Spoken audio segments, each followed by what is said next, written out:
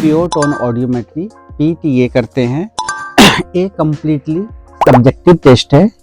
इसके अंदर बच्चे के रिस्पॉन्स हम देखते हैं, या जिसकी टेस्ट होती है उसका रिस्पॉन्सेस देखते हैं। जब भी इसमें टोन आती है तो जो सब्जेक्ट है जिनका टेस्ट हो रहा है वो इंडिकेट करते हैं, फिंगर रेज करते हैं, या पेशेंट रिस्पॉन्स बटन दबाते हैं, या हाथ ऊपर करके बताते हैं आवाज़ आ रही है।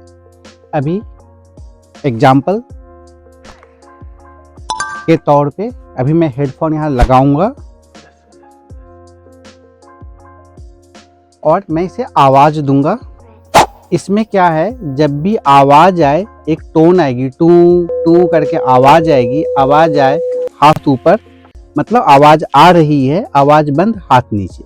फिर से आए हाथ ऊपर, बंद हो हाथ नीचे। राइट में आए राइट हैंड, और लेफ्ट में आए तो left hand.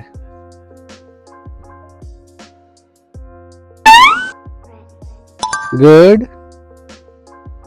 Very good, very good,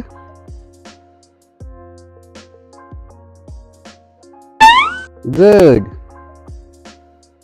बच्चे भी 5.5+ के बच्चे भी कर पाते हैं 90% केसेस में। कुछ अलग केसेस होते हैं, उनके जिक्र हम नेक्स्ट वीडियो में करेंगे।